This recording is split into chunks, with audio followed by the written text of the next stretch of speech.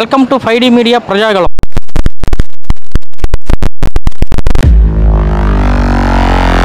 ప్రస్తుతం మనం పశ్చిమ గోదావరి జిల్లాలోని పాలకొల్లు నియోజకవర్గంలో ఉన్నాం. 2024లో జరగబోయే అసెంబ్లీ ఎన్నికల్లో ఆంధ్రప్రదేశ్కి ఎవరు ముఖ్యమంత్రి అవుతారు అనే విషయాన్ని ఇక్కడ ఓటర్లను అడిగి తెలుసుకునే ప్రయత్నం చేద్దాం. రేపు రాబోయే ఎన్నికల్లో ఆంధ్రప్రదేశ్లో ఎవరు ముఖ్యమంత్రి అవుతారు అనుకుంటున్నారు? ఇప్పుడు ప్రస్తుతానికి అయితే జగన్ ముఖ్యమంత్రి.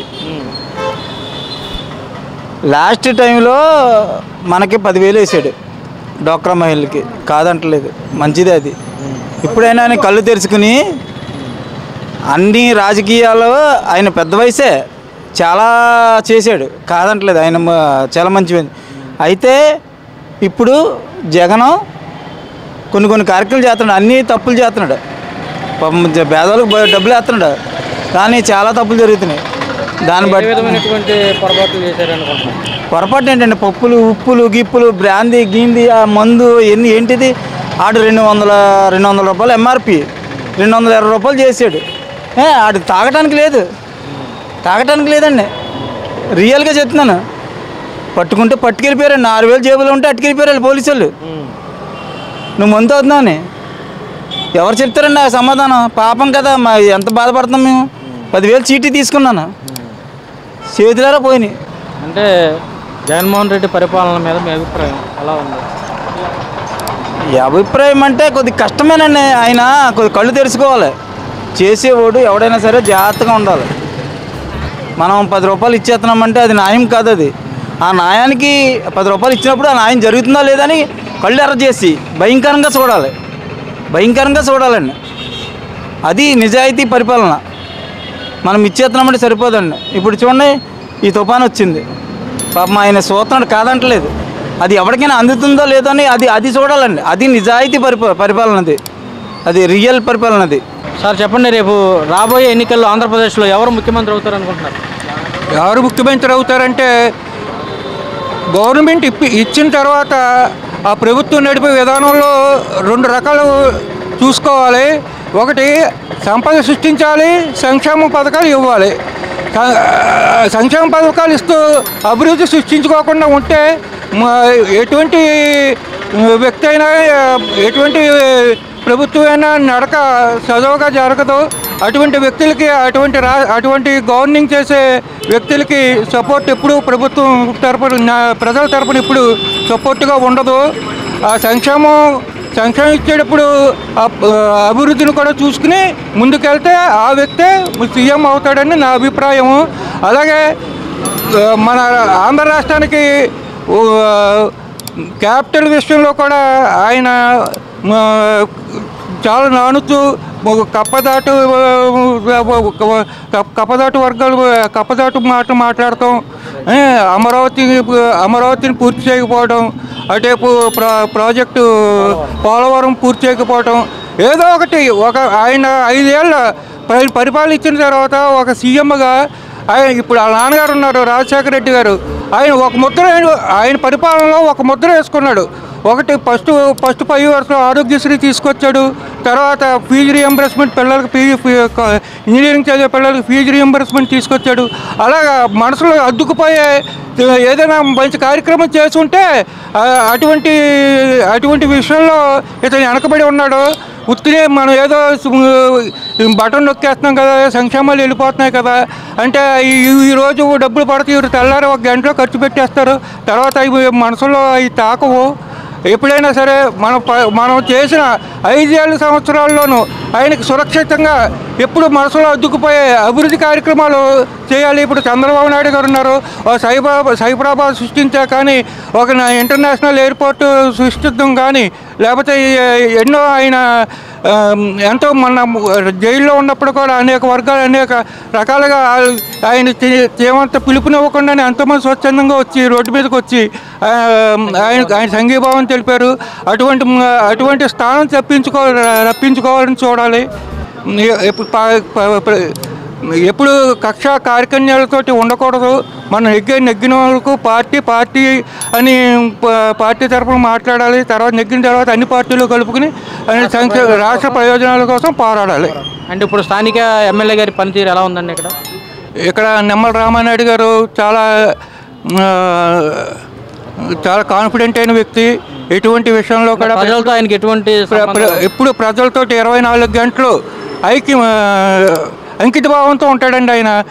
ఈవెన్ 1-2 మన గవర్నమెంట్ హాస్పిటల్ ఆ అమ్మాయి పుడి పోసుకుంటానికి వస్తే ఇక్కడ సరైన వసతులు లేవంటే వెంటనే ఒకటిని వెళ్ళి ఆ ప్రైవేట్ హాస్పిటల్ డాక్టర్ని రప్పించి ఆవిడకి కానుపు పోయించి ఆ పిల్లల్ని సురక్షితంగా తల్లి బిడ్డలని సురక్షితంగా తీసుకొచ్చాడు. అసలు ఏది ఆయన మీద చేయవచ్చు. ఇప్పుడు ఒక 5 సంవత్సరాలు మనం ఒక పదవి చేసామంటే మనకు ఆ పదవిలో కూర్చున్నవాడికి ఎన్నో ఒడిదుడుకులు ఉంటాయి, ఎంతో విమర్శలు కూడా ఉంటాయి. అటువంటి విమర్శలు ఏది చిన్న విమర్శ ఆయన మీద, ఇది నేను వెళ్తే చేయలేదు, లేకపోతే నాకు ఇది ఆయన వల్ల ఇది నష్టపోయాము ప్రజల్లో అనే అటువంటి ఇబ్బంది ఎప్పుడు ఏది కనపడలేదు. ఆయన ఎట్టి పరిస్థితుల్లోనూ ఆయనకి ఇక్కడ రామానాయుడు గారికి తెలుగుదేశం పార్టీ మరలా ఆయనే మరలా ఆయన సీటు తప్పకుండా వస్తుంది. ఇప్పుడు ప్రజెంట్ జగన్ గారి పరిపాలన బాగుంది మనకు చెప్పాలంటే. అందరూ సదుపాయంగా సంక్షేమ పథకాలు అందరికీ అందుతున్నాయి. ఇప్పుడు ఈ రానున్న రోజుల్లో మళ్ళీ సంక్షేమ పథకాలు కంటిన్యూ చేయాలంటే జగన్ గారు వస్తే మళ్ళీ బాగుంటుంది.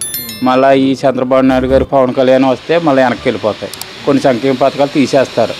ఇప్పుడు పెన్షన్ కానీ ఆరోగ్యశ్రీ అంటే జగన్మోహన్ రెడ్డి ప్రవేశపెట్టిన సంక్షేమ పథకాల వల్ల పేదలపై భారం పడుతుంది, ప్రతిదీ కూడా రేట్లు పెంచేసారు అని చెప్పేసి అది కొంతమందికి ఊహాగానం తెలియని వాళ్ళకండి. అది భారం ఎందుకు పడుతుందండి? ఇప్పుడు సంక్షేమ పథకం మా ఇంట్లో ఉన్నామండి, మా ఇంట్లో ఇప్పుడు నాకు వాహన మిత్ర వస్తుంది, మా అత్తయ్య గారికి పెన్షన్ వస్తుంది, మా మిస్సెస్కి వాలంటరీ, తర్వాత మా బామ్మతికి వికలాంగ పెన్షన్ వస్తుంది, తర్వాత ఆరోగ్యశ్రీ ఉంది, తర్వాత రైతు భరోసా వస్తుంది, తర్వాత అమ్మఒడి వస్తుంది, చాలా పథకాలు వస్తున్నాయి. ఇప్పుడు భారం ఎందుకు పడుతుంది? ఇప్పుడు నెక్స్ట్ ప్రభుత్వం ఏదైతే చంద్రబాబు నాయుడు పరిపాలన వస్తుంది, భారం పడకుండా ఉంటుందని గ్యారంటీ ఇవ్వగలడా? అంటే ఇటీవల విద్యుత్ ఛార్జీలు కూడా పెంచారు. విద్యుత్ ఛార్జీలు చంద్రబాబు ఉన్నప్పుడు కూడా పెరిగినాయి, ఇప్పుడు తగ్గితే సబ్సిడీ ఉంది కదా, 200 యూనిట్లు సబ్సిడీ ఫ్రీగా ఇస్తున్నాడు. అంతగానే అందరూ ఏసీలు వేసేసుకుంటే సబ్సిడీ రాకుండా ఉంటుంది. సబ్సిడీ మామూలుగా నార్మల్గానే 200. మాకు ఇప్పుడు ఉంది కరెంట్ బిల్లు మైనస్ బిల్లే వస్తుంది మాకు. అదండి. ఇప్పుడు టోటల్గా జగన్మోహన్ రెడ్డి గారి పరిపాలన ఎలా? జగన్మోహన్ రెడ్డి గారు కాబోయే సీఎం అవుతాడండి తప్పనిసరిగా. బాబాయ్ చెప్పండి, రేపు రాబోయే ఎన్నికల్లో మన ఆంధ్రప్రదేశ్లో ఎవరు ముఖ్యమంత్రి అవుతారు అనుకుంటున్నారు? అది మనం చెప్పలేమండి, జనాన్ని బట్టి ఉంటుంది ఎవటేనండి. అది మనం చెప్పలేం, వీళ్ళు అవుతారు వాళ్ళు అవుతారు మనం చెప్పలేమండి. జనం ఇవ్వాలి అంతేగాని మనం ఇచ్చేదేం కాదు కదా. అది అంటే ఇక్కడ మీ ఎమ్మెల్యే గారి యొక్క పనితీరు? మా ఎమ్మెల్యే గారి మధ్య చాలా బాగుంది. ఆయన కొట్టేవాళ్ళు మాత్రం ఎవరు లేరు, మళ్ళీ ఆయనే గెలుస్తారు. అభివృద్ధి చాలా బాగుందండి, ఆయన వచ్చింది చాలా బాగుంది. నంబర్ 1 ఆయన మాత్రం మనం అంతగా జరిపాం. మళ్ళీ ఈసారి ఆయన ఎమ్మెల్యే, ఈసారి కూడా ఆయన మళ్ళీ. వచ్చే ఎన్నికల్లో ఆంధ్రప్రదేశ్లో ఎవరు ముఖ్యమంత్రి అవుతారు? ఇంక 90% పొత్తు కదండి.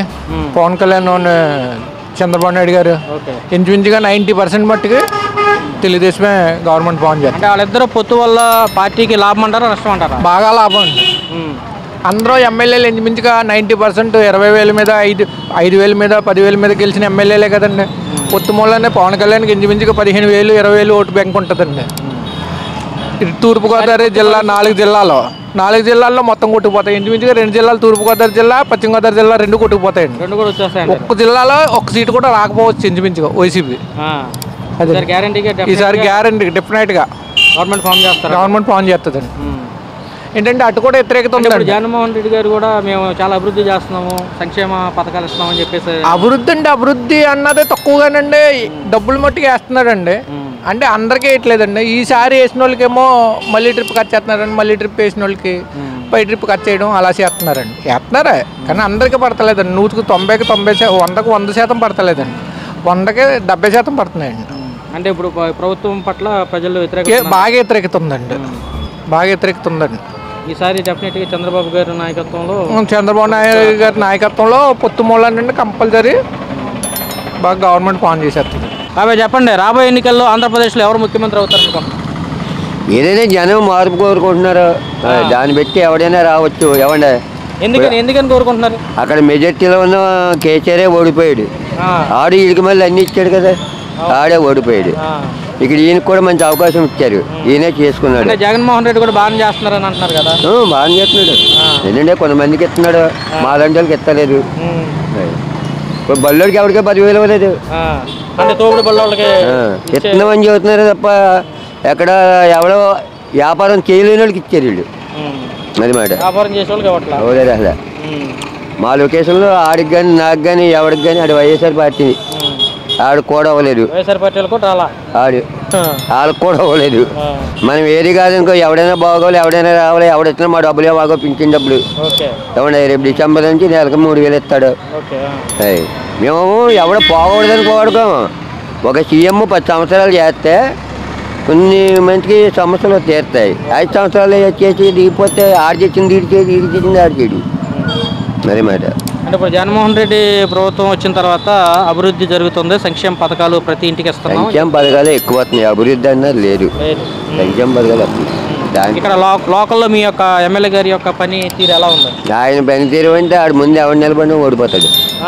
అది మాత్రం గ్యారంటీ. బాగా చేస్తారు. అర్ధరేత్రి గారు ఫోన్ చేస్తే వస్తాడు. ఏం కావాలి మీకు, ఏమైంది మీకు? ఇంతవరకు అలాంటి ఎమ్మెల్యేని మనం చూడలేదు. కూడా మళ్ళీ ఆయన గెలుస్తారు. గెలుస్తాడు. ఎంత అది ప్రభుత్వం ఎవరిది రాని ఇక్కడ వీడు వస్తాడు. ఇది ఎవరినైనా అడగండి, ఇదే వస్తాడు. అవతల వాళ్ళు ఓటుకి 5000 ఖర్చు పెట్టిన రాడు, డబ్బులు బొక్క. అంటే నిత్యం ప్రజల్లో ఉండే మనిషి. అంటే ప్రజా సమస్యలపై ఇప్పుడు కూడా ఉరిచేళ్ళకి వెళ్ళిపోయి అవన్నీ ఎత్తుకుంటున్నాడు. అది మరి అలాంటి వాడు కావాలని జనం అనుకుంటారు. సీఎం ఎవరవుతారని మనకు అనవసరం. ఇక మన ఎమ్మెల్యే దానికి ఎమ్మెల్యే బాగా చేస్తున్నాడే లేదా అనేది కావాలి. అన్న రేపు రాబోయే ఎన్నికల్లో ఆంధ్రప్రదేశ్లో ఎవరు ముఖ్యమంత్రి అవుతారు? మళ్ళీ జగన్ అనిపిస్తుందండి. ఎందుకని? ఏముందండి మరి పర్లేదు, కూలి చేద్దాం, కూలి చేయకపోయినా మళ్ళీ అనిపిస్తుందండి. జగన్మోహన్ రెడ్డి వచ్చిన తర్వాత అసలు ఏం అభివృద్ధి ఏం జరగలేదు అంటున్నారు. అభివృద్ధి అంటే పెద్ద ఏం లేదనుకోండి, కానీ ఆటో వాళ్ళకి డబ్బులు ఎక్కువ పనిచేరికండి, అదే అనిపిస్తుందండి ఎక్కువ. అంటే అన్ని రేట్లన్నీ విపరీతంగా పెరిగినాయండి. పెరిగినాయంటే మరి ఇంకా ఎవరు వచ్చినా అలాగే ఉంటుందండి. మా అలాంటి అయితే ఇంకా అంతేనండి. అంటే ఈసారి ఎవరికి ఎన్నుకోవాలనుకుంటున్నారు ప్రజలు? మీరేమనుకుంటున్నారు ఈసారి? అయితే జగన్ అనిపిస్తుందండి. సార్ చెప్పండి, రేపు రాబోయే ఎన్నికల్లో ఆంధ్రప్రదేశ్లో ఎవరు ముఖ్యమంత్రి అయితే బాగుంటుంది? చంద్రబాబు నాయుడు గారిది అడ్మినిస్ట్రేషన్ బాగుంటుంది. కానీ ఏంటంటే ఆయన ఒక వర్గానికి చేసుకుంటూ వెళ్ళాడు తప్ప ఆయన పరిపాలన అంతా కూడాను. రాజశేఖర రెడ్డి గారు పరిపాలన బాగుండేది, ఆయన అడ్మినిస్ట్రేషన్ కూడా బాగుండేది. జగన్మోహన్ రెడ్డి గారు వచ్చిన తర్వాత ప్రజలకి ఏదో పథకాలు ఇస్తున్నారే కానీ అది పథకాలు కరెక్ట్ కాదనిపిస్తుంది మాకు. ఉపాధి కల్పించి ప్రతి ఒక్కరికి ఉపాధి కల్పిస్తే ఒళ్ళొంచి పనిచేస్తాడు. ఈ చేత్తో ఇచ్చి ఆ చేత్తో తీసుకోవడం అనేది కరెక్ట్ కాదు కదా. అలాగే ఉద్యోగస్తులు కూడా చాలా ఇబ్బందులు పడుతున్నారు. ఒకప్పుడు ఉద్యోగస్తులు కాంగ్రెస్ గవర్నమెంట్ ఉన్నప్పుడు కాంగ్రెస్ గవర్నమెంట్కి ఇచ్చారు.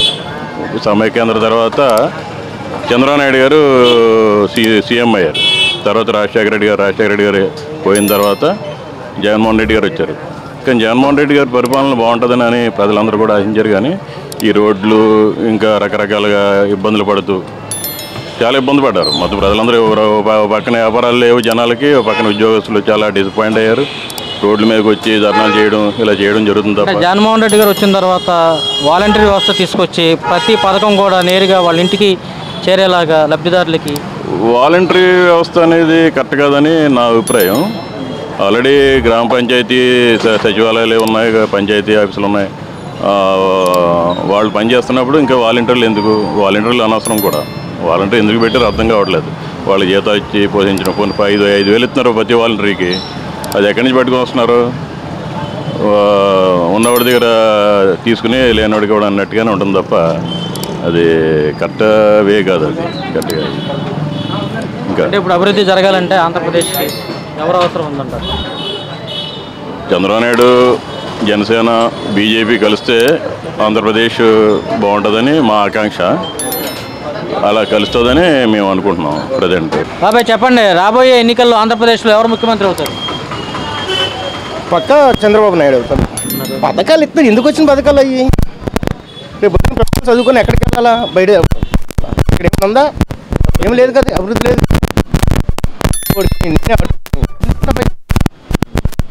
సమర్పణ చేస్తాక అది ఈ సైకిలే కన్ఫర్మ్.